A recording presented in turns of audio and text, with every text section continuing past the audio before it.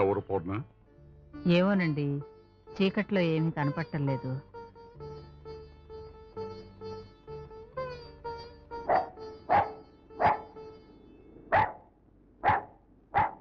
ఎవరైనా కనిపించారా? ఎవరూ లేరు. పెద్దాడి జాస్తిలోనే ఉన్నానేమో, గాలి కదిలినా వాడొచ్చినట్టే అనిపిస్తోంది. నన్నెళ్ళి చూసిరామంటావా? ఎందుకులేండి. నీకోసమే పూర్ణ. వద్దులేండి. ఏనాడు వాడిని పల్లెత్తు మాట కూడా అనని మీరు ఈరోజు వాడిని ఇంట్లోంచి వెళ్ళిపోమన్నారు. ఇక వాడు రాడండి, వాడు రాడు.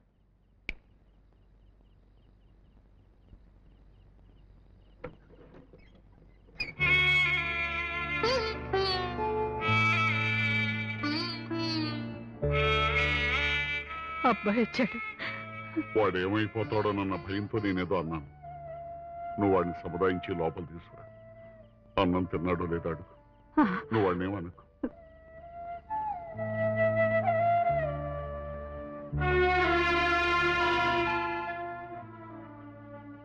ఇక్కడే కూర్చుండిపోయావేరా, లోపలికి రా. మీ నాన్న కూడా నువ్వు వెళ్ళిన దగ్గర నుంచి పచ్చి మంచినీళ్ళు కూడా ముట్టుకోలేదురా. పూర్ణ, వాడిని భోజనం తీసుకురామంటే ఏమిటో ఆలస్యం? పదమ్మా. మధు, మధు, దెబ్బలు తిని ఆసుపత్రిలో పడ్డ పకీర్గాడు బయటకు వచ్చేసాడు. దొన్నపోతులా తయారయ్యాడు. నువ్వు మా ఇంటికి వచ్చి దాక్కో మధు, వాడికి కనిపిస్తే ప్రమాదం. ఎవరికి ఎవరి ప్రమాదం వారిది అనుకునే ఏకాకి లోకం మనదే. నా ప్రమాదంలోకి నిన్ను లాగమంటావా? ఏం భయం లేదు, నువ్వెళ్ళు.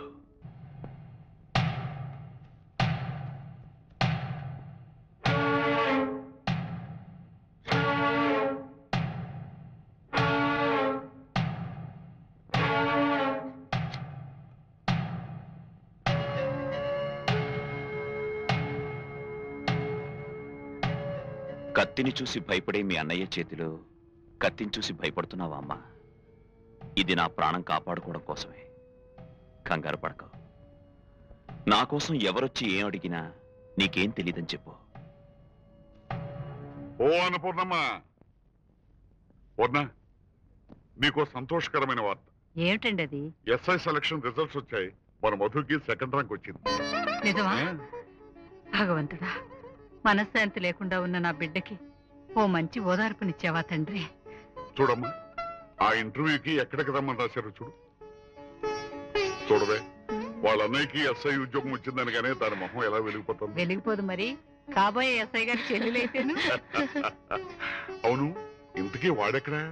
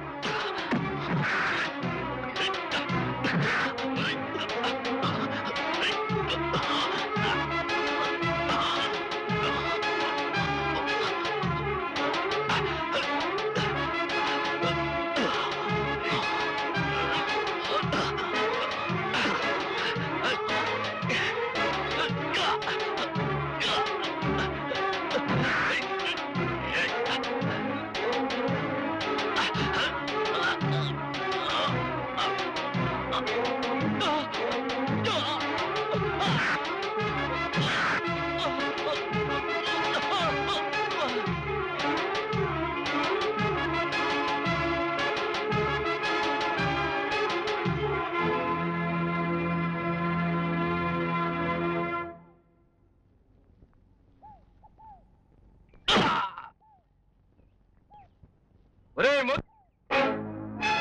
24 గంటల్లోగా నిన్ను చంపకపోతే నా పేరు పకీరే కాదురా.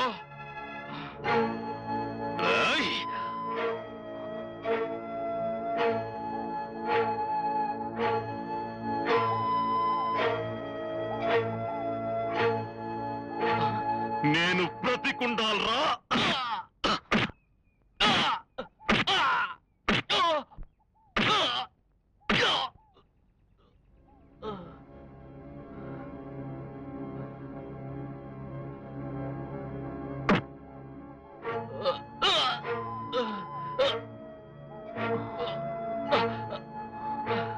అక్కడే వదిలేస్తే ఎవరికీ కనిపించక చస్తావు.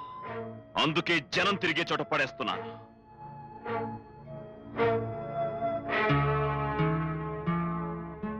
ఏమిటి ఇంట్లో ఎవరో పోయినట్టు అలా కూర్చున్నారు? ఇది విన్నారా? ఎంత ఘోరకలి! మీ మేనల్లుడు ఆ రౌడీలతో మళ్ళీ గొడవ పెట్టుకున్నాడంట, తీసుకెళ్లి జైల్లో పడేశారంట. విన్నాను. అయితే ఏమిటంట? మహాత్మా గాంధీ కూడా జైలుకి వెళ్ళాడు. సరే, మీరు మీ మేనల్లుడు జైల్లో కూర్చొని రఘుపతి రాఘవ్ పాడుకోండి.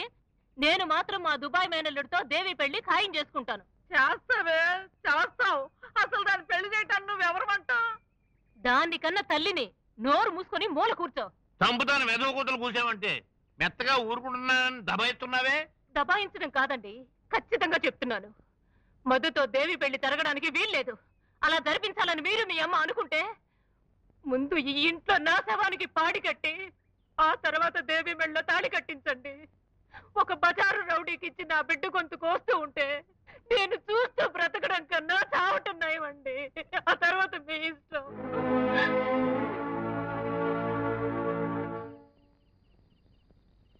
అచ్యుతరామయ్య గారు, మీరేం బాధపడకండి. మీ వాడిని మన ఎస్ఐ గారే స్వయంగా అరెస్ట్ చేసి తీసుకొచ్చారు. మీ వాడు కూడా మొండికేయకుండా పట్టుబడ్డాడు. అతన్ని మేమేం చేయలేదు. పైగా మన ఫ్యామిలీ మెంబర్ కదా. ఆ పకీర్ గారి కీళ్ళన్నీ పిండి పిండి అయిపోయాయట. డాక్టర్లు 2 చేతులు.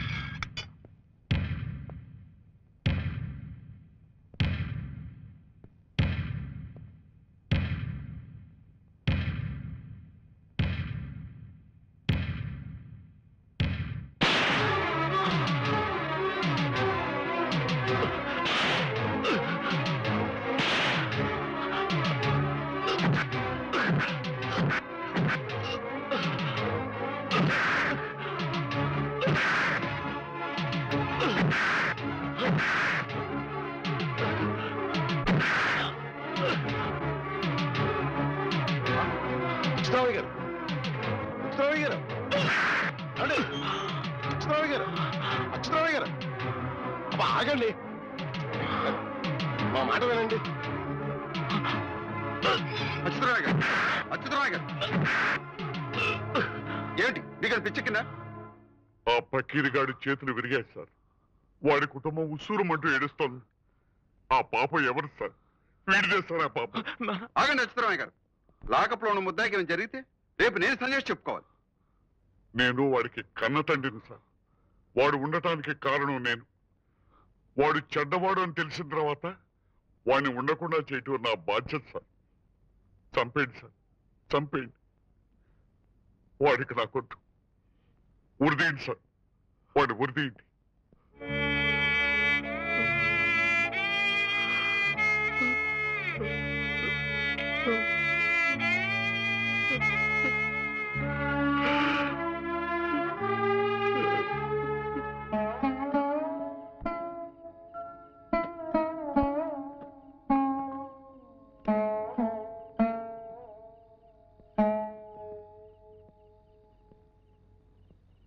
ఎప్పుడు వచ్చా బావా నువ్వు?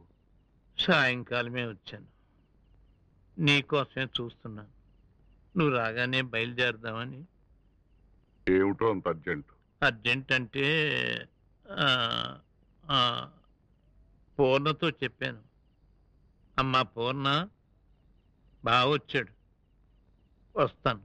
ఎందుకన్నయ్యా చల్లకొచ్చి ముంత దాస్తావు? నేను చల్లకి రాలేదమ్మా, ముఖం చల్లకొచ్చాను. అందుకే ముఖం దాచుకుంటున్నాను. ఏమీ లేదు బావా, దేవి పెళ్లికి వాళ్ళ అమ్మ తొందర చేస్తుంది. అవును, నేను అదే అనుకుంటున్నాను. మధుకు పెళ్లి చేస్తే బాధ్యత తెలిసొస్తుంది, కుదురుగా ఉంటాడు. మన మధుతో ఎందుకు చేస్తారండి దేవికి పెళ్లి? మా వదినికి దూర బంధువు ఎవరో దుబాయ్లో లక్షలు లక్షలు సంపాదిస్తున్నాడట. పెళ్లి ఖాయం చేసుకున్నారు. మనవాడు చెడిపోయాడు, పాడైపోయాడు, రౌడీల్లో కలిసిపోయాడు కదా. అల్లుడుగా పనికిరాడట. అది చెప్పడానికే వచ్చాడు మన్నయ్య. నా పరిస్థితి అర్థం చేసుకో అమ్మా. ఏమిటన్నయ్య అర్థం చేసుకునేది? నిన్న మొన్నటిదాకా మా అల్లుడు అన్నారు. ఇవాళ ఏదో చిన్న పొరపాటు జరిగిందని అల్లుడు కాకుండా పోయాడా? దేవే ఏదైనా నేరం చేస్తే దాన్ని కూతురు కాదని దూరం చేసుకుంటారా? చెప్పు. తొందరపడకు పూర్ణ. బావ తీసుకున్న నిర్ణయం. నేను కాదు బావా, మా ఆవిడ తీసుకున్న నిర్ణయం. ఎవరైనా ఇది మంచి నిర్ణయమే. మన అమ్మాయిలతని ఏ నేరస్తుడికో ఇచ్చి పెళ్లి చేయటానికి మనం అంగీకరిస్తామని చెప్పు పూర్ణ. బావా, నిక్షేపంగా ఈ పెళ్లి జరిపించు.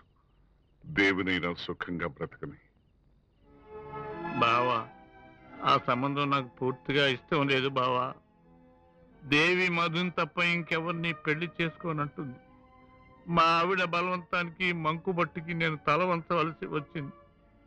ఇక్కడ వాస్తవాలు ఎంత చెప్పినా అది నమ్మడం లేదు బావా, నమ్మడం లేదు. నమ్మకపోతే మధునే పంపిస్తాను. దేవితో వాడే మాట్లాడి ఆ పెళ్లి కొప్పిస్తాడు. నువ్వు నిశ్చింతగా వెళ్ళు. వస్తాను బావా. అమ్మ పూర్ణ, నన్ను క్షమించమ్మా. మీ వదినే వదిలికి నా నమస్కారాలు చెప్పన్నయ్య. పూర్ణ, బాధపడకు. నన్ను ఓదార్చవలసిందా నువ్వే ఏడిస్తే ఎలాగే.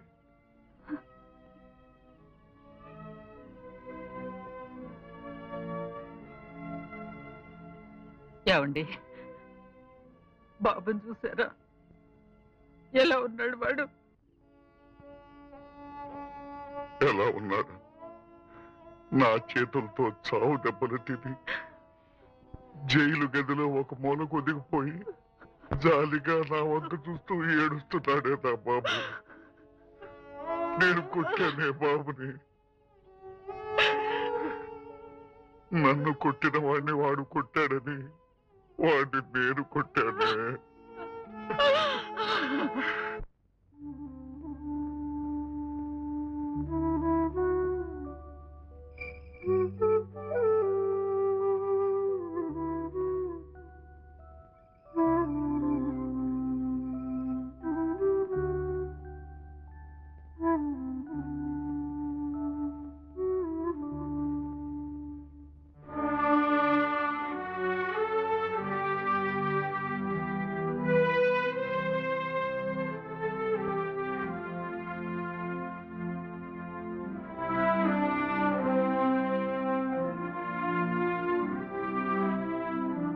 నిన్ను చూడాలనిపించిందిరా. తిను. అమ్మ ఎలా ఉంది నాన్న?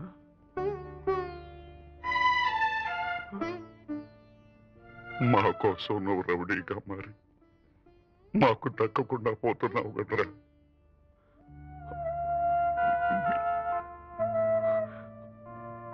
నీ మనసు బాధ పెట్టకూడదని.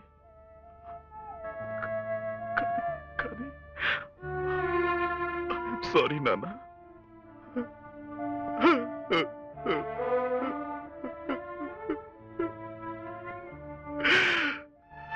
అన్నం తింటాను. మీరింటికెళ్ళి అమ్మకు ధైర్యం చెప్పండి. మీరు కూడా కాసేపు నిద్రపోండి.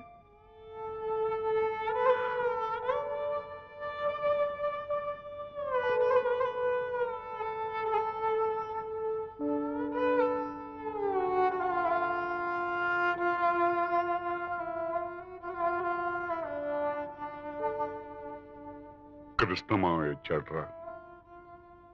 దేవికి పెళ్లి నిశ్చయమైందట. నువ్వు గొడవ పడి పెళ్లి చెడగొడతావని అత్తయ్య భయపడుతోందట. నువ్వు దగ్గరుండి పెళ్లి జరిపిస్తావని మాటిచ్చాను. నా మాట నిలబెడతావుగా?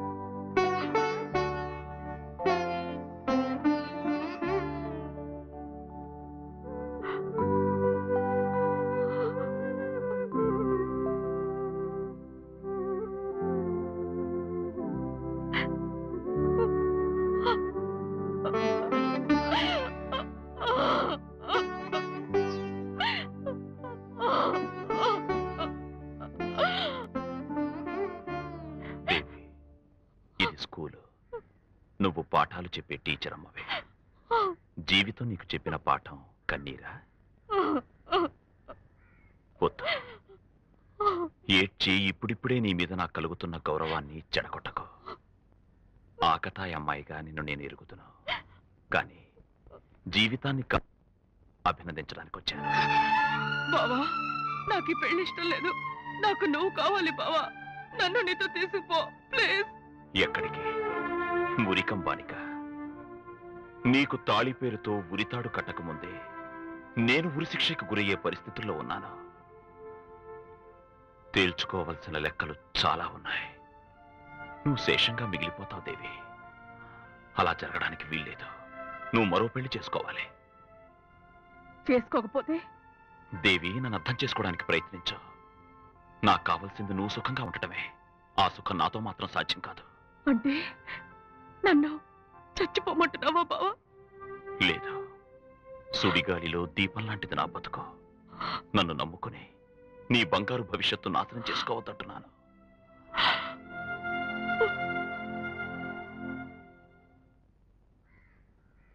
భయపడకండి మావయ్య. నే పెళ్లి చెడగొట్టడానికి రాలేదు, జరిపించడానికే వచ్చాను. నాన్న అన్ని విషయాలు నాతో చెప్పారు. అందుకే బెయిల్ తీసుకుని దేవికి నచ్చ చెప్పడానికి వచ్చాను. ఆ బరితెగిస్తే రౌడీ వాడిని కట్టుకోవడం కోసం నువ్వు బరితెగిస్తావా? నడు లోపలికి. నడవకపోతే తెస్తాను. రౌడీ వాడని భావన వెలివేసి రౌడీని చేసింది నీలాంటి వాళ్లే. ఇప్పుడు నేను